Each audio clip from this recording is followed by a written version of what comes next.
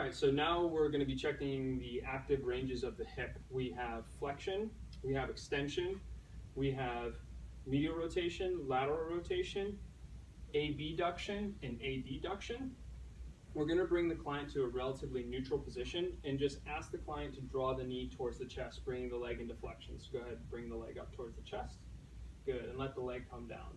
Now, when the leg is going up, what I'm watching is how the femur tracks in the socket. One of the most common compensation patterns is people will actually draw their leg up into flexion, and they will actually internally rotate a lot for some people. If that happens and you have a client that has some sort of inside, groin pain, this could be a culprit just because when they're going through gait, their traction pattern of flexion is a little bit more internally rotated, and there's a bias there. We want to try to coach them out of that eventually. Another common compensation pattern is that the leg will come out while going into flexion into more of an external rotation or lateral rotation. For Donna, she was pretty good. There was a slight internal. Again, I'm going to have her draw the leg into flexion, and I'll have her stop at 90 degrees. And we're going to ask for that medial rotation, so I'm just going to ask her to turn the foot out towards me, and I'm going to watch. And what I see is there's not a lot of internal rotation that actually happens at the hip. She likes to move into her lumbar spine. Again, I'm just going to make a mental note of that and put it in my back pocket. Again, bringing the leg back up to a 90-degree angle and asking the client to externally rotate or turn their foot up towards their face. So go ahead and turn the foot up towards the face. And same thing, I just look and see what's going on in the body. And again, I don't see a lot of motion at the hip. I see a lot of motion actually occurring to the spine. Bringing the foot down to the table, I'm going to abduct the leg out, and I'm going to ask the client to adduct the leg in, and just watching what occurs. Good. Draw the leg back, and again back out towards me, and back in towards the midline. So again, just watching the movement and see how it goes, and right there it looked pretty solid. I'm going to ask the client to turn onto the left side.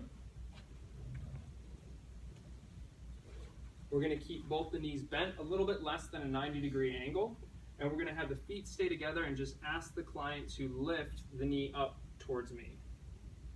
So go ahead and lift the knee up towards me. Good, and back down. So you can't see it from where the camera angle is, but same sort of thing.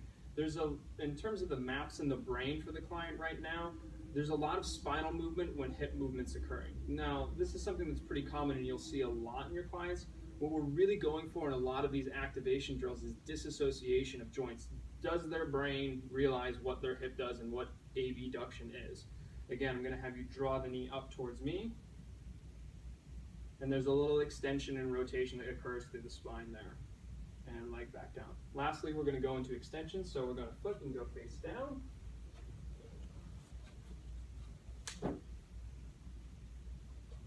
We're going to bend the knee and just ask the client to lift the heel up towards the ceiling.